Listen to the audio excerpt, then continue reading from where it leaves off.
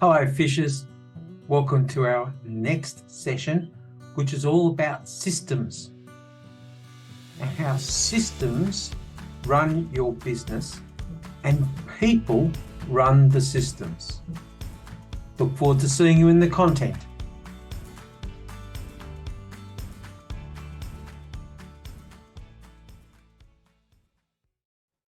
Before we start, it was a great chance to revisit our homework from our last session. I hope you've been keeping up.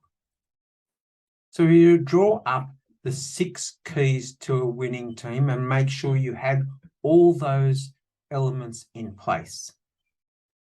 You were to prepare an induction manual containing everything a new team member needs, and you were to draft your Facebook ad for your first hire.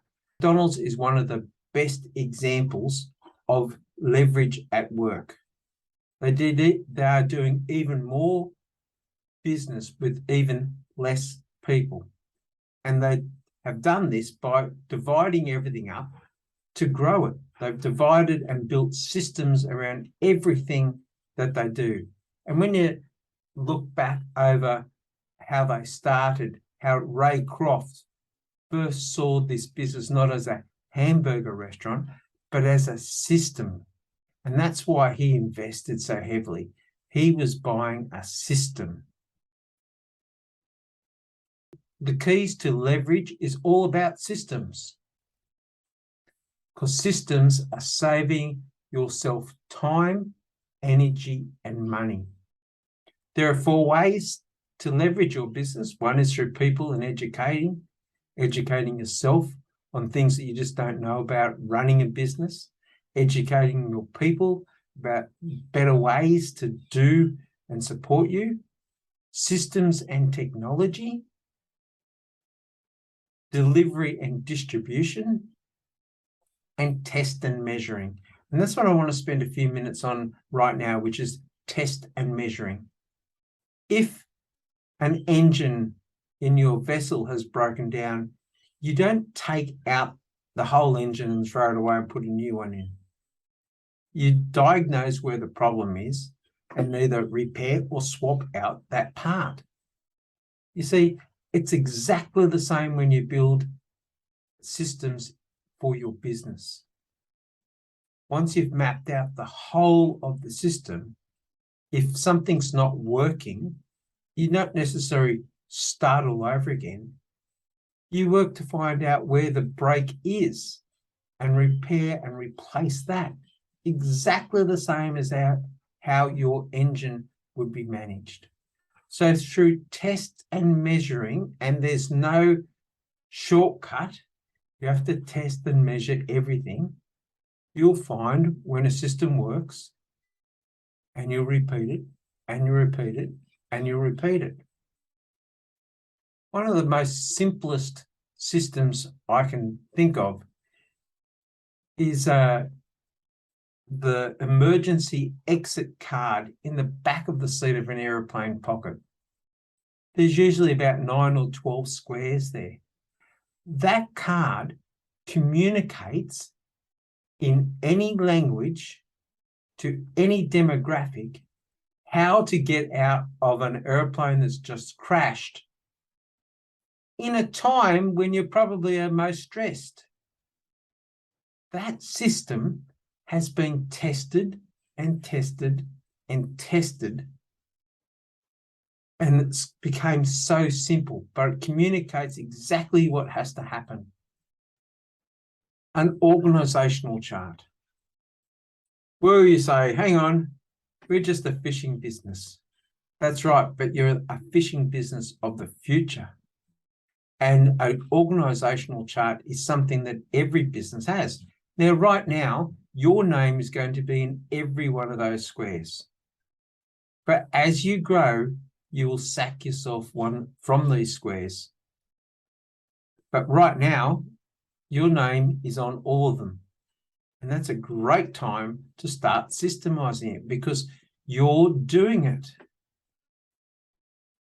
You're the person on the coalface. You're building the practices and the systems And sometimes they can be quite simple. The way you've laid the deck out on your boat is a system. That's right. So if it's laid out to optimize so you're not bending and twisting, and that's documented, anybody can lay the boat out that way. Reduces injury, saves on time. See, sometimes we get our heads all about systems isn't for me. That's for everyone in every business. So here with the organizational chart, I want you to write down the organizational chart for your company and make sure that your name is in all of those boxes if you are doing those. So building a business step by step. We've discussed the value of a vision and a mission. The culture. Why would somebody want to work for you? What's the rules of the game? Everyone understands the goals. You and your partner understand your goals. And you set up some milestones to make sure that you're hitting your goals. And by that, we mean you've set a budget, you're managing your cash flow, you're watching your quotas. All these are indicators that you're on track. Give yourself a big tick. That's all done. But next, we have to work on your organizational chart, position contracts, KPIs, which is key performance indicators, how-to manuals, tapes, and pictures. Systemize the routine and humanize the expectation. Usually the biggest job in systemizing. Make a list of every routine task for every position. You can do it, or the people in those positions can do it if you're now progressed to having a small team. Break them into daily, weekly, and monthly tasks and systemize the daily first from the bottom of the organization up. How-to systems can be flowcharts, can be documents.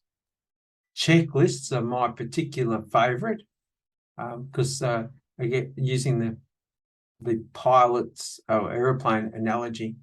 A pilot has a checklist to take off, and he also has a checklist to land. And there's like 3 computers within that plane that could do the job just as well. But they still have a checklist just to make sure that there's a backup to their backup to their backup. That's how important checklists are. It's so easy now to record videos of all your tasks. And with the mobile phones, it's just so easy. And a lot of the population do like to learn visually. So you could create a database of all your tasks with some simple videos. Audio, that works as well. Not as powerful as videos. Photos, the simplicity of this is how it looks. And again, taking from a restaurant scenario, you'll often see that there's a picture of the food. The picture's there for the staff's benefit as much as it's there for your benefit, because that's how it's supposed to look. Computer systems, there's off-the-shelf systems now for just about everything that we are trying to do in business. So list an A list. What are we doing now that's working great? So you've got your landscape of all your routine tasks. Identify the ones that are working great. What are we doing now that we could improve on? And what's on that list that we're not doing that we should be doing? So here's your homework out of today's session. Complete your organizational chart for your finished company. For your finished company. Remember what you're building for the future, not just for today. What's your company look like when it's finished? Create a list of all the routine tasks create a how-to for all those routine tasks. Imagine how you've gone from just being a fisher to actually now having a business. This is now looking like very much a business. Now, I want you to sit with your A, B, and C list. Start working on your B list first. I want you to sit with your A, B, and C list. Start working on your B list first. I know that might sound counterproductive, but trust me, this is what we need to start working on. Then review your A's. These are the things that are working well. And we're going to tweak, fine-tune, polish. If it's working well, let's see if we can get it to work even better. And then we're going to work on your C list, because your business is now on a much stabler base. So you can now put your attention on the things that you haven't got working at all.